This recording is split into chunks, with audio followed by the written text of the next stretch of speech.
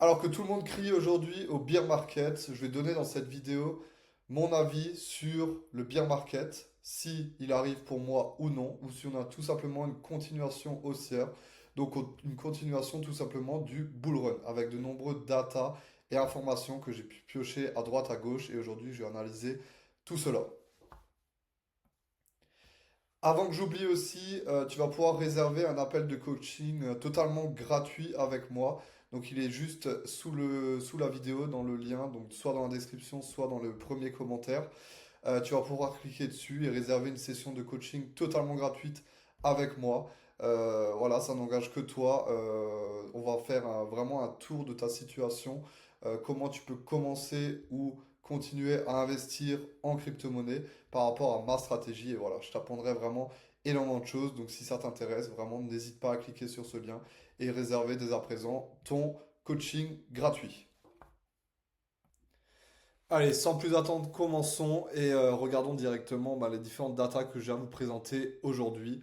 Donc, soit pour un début de bear market ou une continuation du bull run. Alors, tout d'abord, nous allons faire un point psychologie et analyse on-chain. Donc, récemment, on a eu les short-term hodlers. Donc, c'est les short-term hodlers, c'est tout simplement les personnes qui détiennent du Bitcoin depuis moins de 6 mois, qui étaient en perte de plus de moins 95% sur ce qu'ils avaient investi. C'est tout simplement un ratio qui n'a jamais été enregistré.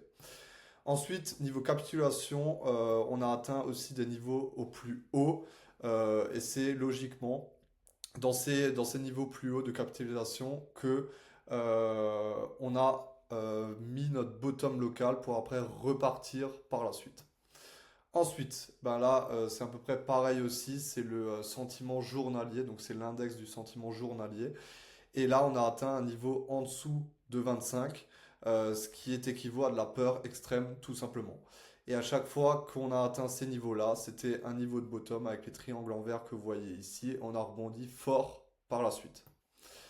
Ensuite, également une autre analyse donc, qui nous vient tout droit de Glassnode, qui veut dire exactement à peu près pareil de ce qu'on vient voir. Donc là, on a atteint aussi des niveaux extrêmes, donc de peur extrême dans la psychologie de masse. Et enfin, ben, vous le savez que moi j'aime bien utiliser tout ce qui est sheet paper de Wall Street, donc par rapport aux étapes de psychologie de la personne et aussi aux états d'esprit par rapport à l'évolution du prix du Bitcoin. Et moi, tout simplement, je pense qu'on est ici, à la place d'ici, donc plutôt en continuation de bull run, donc plutôt dans un bear trap, donc piège baissier, que un début de bear market, tout simplement. Voilà, j'aime bien aussi vous présenter cette image-là, qui est pour moi vachement représentative par rapport à la psychologie actuelle. Pour moi, on est plutôt ici, avant une grande poussée explosive, plutôt qu'ici, en début de bear market, tout simplement.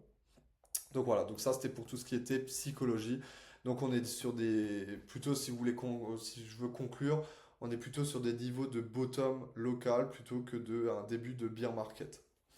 Ensuite, tout ce qui est analyse technique. Donc, on y reviendra par la suite sur la dominance du Bitcoin et tout simplement Bitcoin, avec de nombreux graphiques que j'ai à vous présenter par la suite. Ici, un autre graphique intéressant, donc plus sur l'analyse technique ici, hein. À chaque fois que ces deux moyennes mobiles se croisent, on a un bottom local et on repart directement par la suite à la hausse. Donc là, je vous ai matérialisé ça sur des rectangles gris où on marque une zone de bottom. Tout simplement ici, on a également croisé ces deux moyennes mobiles, donc on est potentiellement dans une zone également de bottom. Ensuite, ici, c'est par rapport au RSI. Le RSI, il a tapé les 30 sur 100. Donc, tout simplement, on est également dans une potentielle zone de bottom, donc niveau analyse technique. Ici, donc c'est une technique, enfin c'est une pattern qu'utilisent beaucoup de traders dans l'analyse technique. Donc c'est les 5 vagues d'Elliott avec une première vague qui est haussière, une deuxième vague qui est une correction, une troisième vague haussière qui est semblable à la première, et enfin au niveau de l'amplitude, je veux dire, une quatrième vague qui est corrective, et enfin une cinquième vague où là on va chercher la phase d'euphorie sur le cycle. Et cette cinquième phase est vraiment, on va dire, explosive et beaucoup plus haute niveau amplitude et importante que les deux premières. Enfin, que la première ainsi que la troisième. Donc ça peut aussi nous donner des éléments d'information sur la continuation du bull run. Ensuite, élément très important, hier, 1er décembre, on a eu la fin du QT, donc du Quantitative Tightening. Donc c'est tout simplement le QT, c'est en fait la Fed qui réduit son bilan et qui retire des liquidités de l'économie. Donc, vous savez que Bitcoin est très très lié aux liquidités et vraiment très très volatile par rapport à ces dernières et réagit immédiatement par rapport aux liquidités dans l'économie et dans le marché boursier. Et du coup, bah, quand la Fed retire des liquidités de l'économie et du marché, ben, ça impacte directement Bitcoin qui corrige aussi vite par la suite. En plus de ça, on avait une inquiétude de vision sur le marché à court terme et moyen terme, donc ce qui a fait une énorme pression vendeuse sur le court terme dans les dernières semaines. Ici, je vous ai remis la fin du QT donc qu'il y a eu auparavant à l'époque. Et ben, là, vous voyez pas, peut-être pas ici, mais c'est une mèche. Et ben, tout simplement, la fin du QT a marqué un bottom local et on est reparti directement à la hausse par la suite. Donc là, je parle bien pour le Total 3. Donc le Total 3, c'est tout les crypto-monnaies sauf Bitcoin et Ethereum, donc nos altcoins en soi. Et j'ai divisé ça tout simplement par Bitcoin pour voir la surperformance de nos altcoins par rapport à Bitcoin. Et vous voyez qu'ici, la fin du QT a tout simplement donné suite à une surperformance de nos altcoins par rapport à Bitcoin. Ici, donc hier, 1er décembre, on a eu la fin du QT. Donc ça pourrait prétendre également, avec la cassure de cette trendline baissière, à une surperformance de nos altcoins par rapport à Bitcoin. Ensuite, ici, là, c'est Others vs Bitcoin. Donc, c'est toutes les crypto-monnaies en excluant le top 10 des plus grosses capitulations de crypto-monnaies, si vous voulez. Ici, à l'époque, à la fin du QT, ben, on a eu également une surperformance de toutes les crypto-monnaies en excluant le top 10, ce qui peut se résolver également à l'heure actuelle, ben, hier, voire aujourd'hui, voire dans les prochains jours, voire semaines, comme on a eu la fin du QT.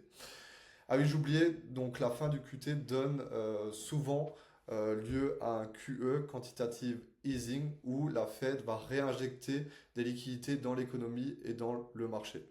Ce qui va énormément donner des bénéfices à Bitcoin par la suite, qui peut vraiment partir de façon explosive face à ces liquidités.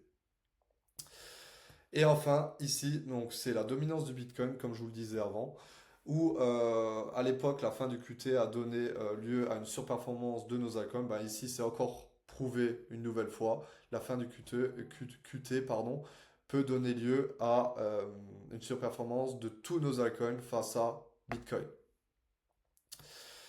Et ici, je vous ai mis un graphique sympa où en fait, vous avez vu que l'or est monté en flèche durant ces dernières semaines.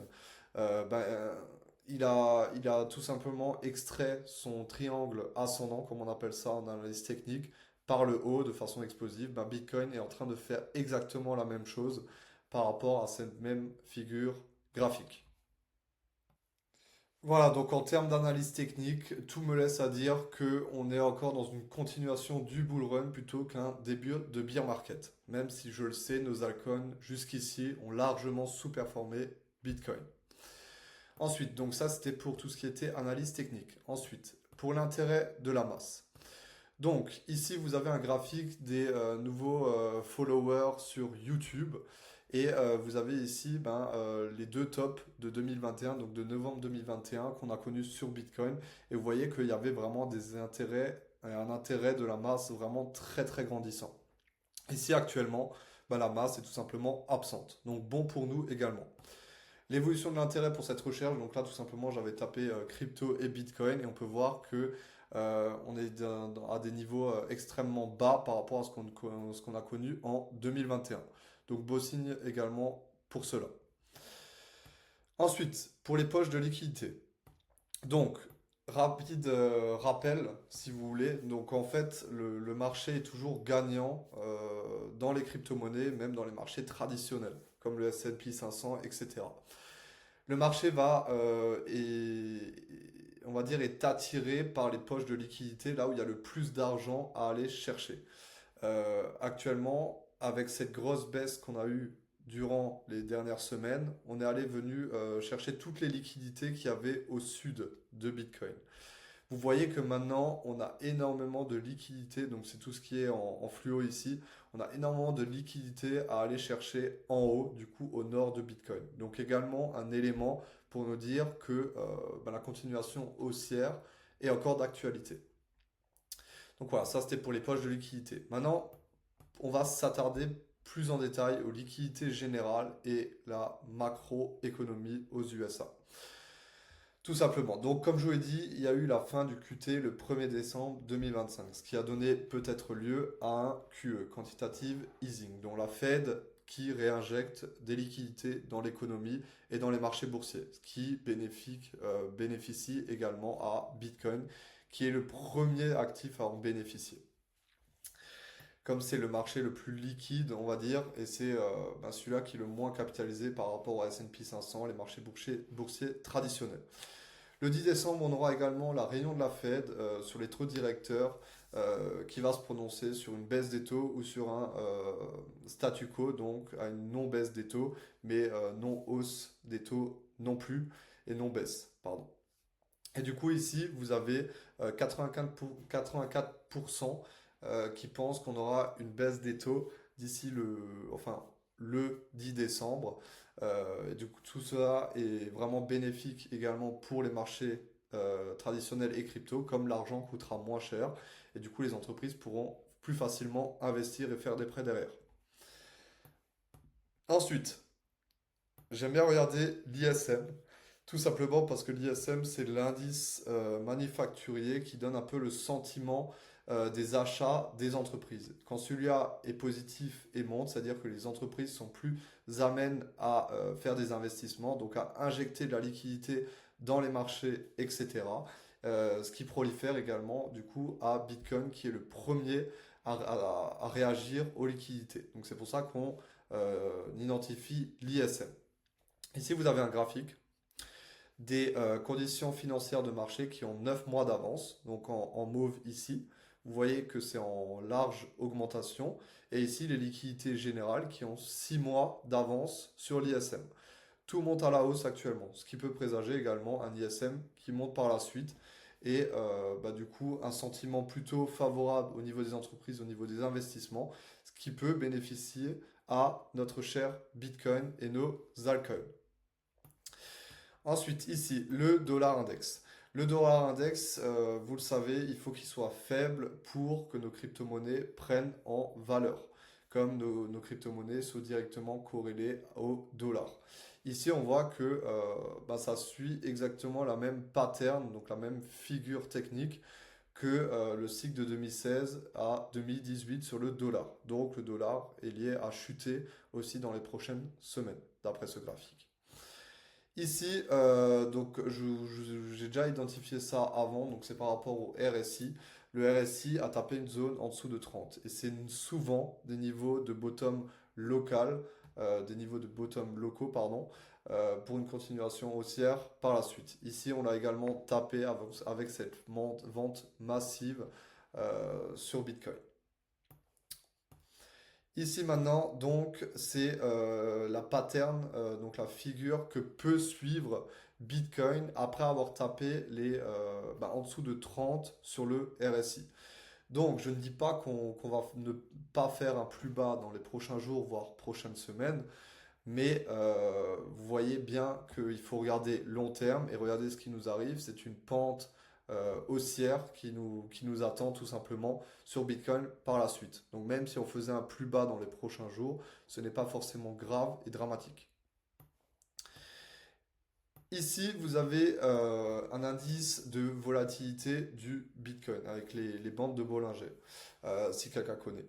À chaque fois qu'on a atteint en dessous de ce niveau vert, enfin cette ligne verte, on a directement eu une volatilité extrême et qui est partie à la hausse. Ici, ici et ici. Actuellement, ben, dans les dernières semaines, on avait une volatilité vraiment zéro, voire nulle, mais on est remonté un petit peu parce qu'on a eu une vente massive, donc une correction massive avec beaucoup de volatilité. Pour moi, j'estime que cette volatilité va reprendre et va atteindre des niveaux à peu près similaires à ce qu'on a eu en 2022, 2023 et 2024 pour repartir à la hausse violemment. Donc avec beaucoup de volatilité.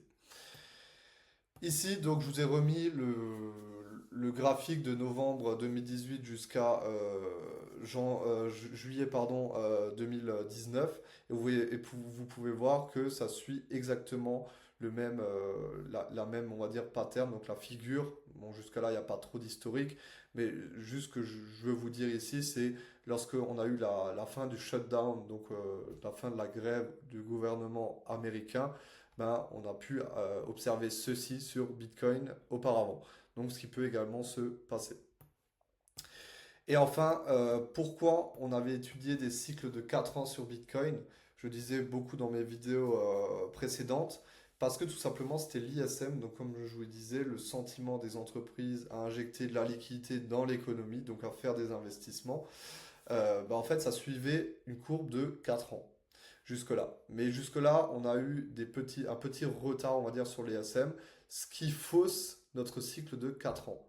Parce que tout le monde dit théoriquement, c'est fini pour le Bitcoin, parce qu'on a atteint un top de cycle au bout de 4 ans. C'est vrai, mais pour moi, il ne faut pas seulement se baser dessus, parce que la liquidité engendre énormément de facteurs haussiers aussi, ce qui va ben, prétendre Bitcoin à monter également par la hausse. À la hausse, pardon. Et du coup, pour moi, ce n'est plus un cycle de 4 ans, mais c'est plutôt un cycle de 5,4 années, comme vous voyez ici, qui est décalé. Donc pour moi, également une hausse à prévoir sur l'ISM. Ensuite, en ce qui concerne la liquidité mondiale, donc là on a la Chine, la liquidité mondiale, enfin la liquidité de la Chine, pardon, et vous pouvez voir que on peut prétendre à monter également sur cette liquidité mondiale chinoise.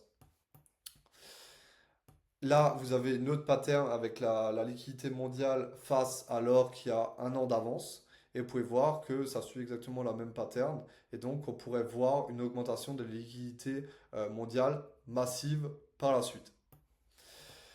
Ici, c'est un graphique que j'aime bien vous montrer. En fait, Bitcoin, comme je l'ai dit, est le plus sensible à la liquidité mondiale. C'est celui-là qui a réagi le plus vite et le mieux à cette liquidité. Jusqu'à juillet, voire août 2025, on a eu une corrélation assez similaire par rapport à l'or, donc en jaune, au Bitcoin en orange et à la M2 en bleu. Après août, ça a été totalement décorrélé parce que en fait, je vous montrerai, je vous dirai la raison de ça après dans le prochain graphique. Et en fait, tout simplement, l'or a rattrapé la liquidité mondiale. On peut prétendre voir pareil sur Bitcoin qui rattrape en fait ce gap, donc ce trou d'air entre la cotation de la M2 et du gold. Donc ce trou d'air, il peut le rattraper assez vite pour aller chercher de nouveau la M2 et l'or tout simplement. Donc ça peut faire une explosion assez importante également par la suite. Et pourquoi on a eu ce trou d'air? C'est tout simplement le TGA, donc le Treasury General Account. Donc c'est le compte du Trésor américain, si vous voulez, qui s'est rempli et rempli encore. Et du coup, ce qui fait tout simplement, ben, si le compte du Trésor se remplit, en achetant des bons du Trésor tout simplement aux USA, ben, cette liquidité ne peut pas aller dans l'économie pour aller booster les marchés et donc Bitcoin en premier. Vous l'aurez compris. Mais une fois que ce TGA aura réduit, ben, ça fera vraiment un apport massif de liquidité dans Bitcoin, vous l'aurez compris, et donc une montée fulgurante. Donc ça, c'était pour tout ce qui était liquidité et macroéconomie en général. Ensuite, nos altcoins. Donc je sais qu'elles ont... nos altcoins ont vachement sous-performé Bitcoin jusque-là. On est en perte latente, mais des énormes pertes latentes. C'est pour tout le monde comme ça. On subit tous le marché. Le marché, comme dit, a tout le temps raison. Et en fait, sur le Total 3, donc comme je vous l'ai montré avant dans les précédentes catégories, pardon, on peut voir tout simplement une figure chartriste qui va se résolver, enfin c'est une figure chartriste qui se résolve normalement par la hausse. Donc ce qu'on appelle avec la tasse et la anse, avec une résistance ici, et ça se résolve normalement par la hausse de façon explosive. Donc on pourrait voir et prétendre voir nos altcoins de façon parabolique comme ça. Après voilà, prenez cela avec des pincettes, c'est juste une représentation graphique de ce qu'on peut voir.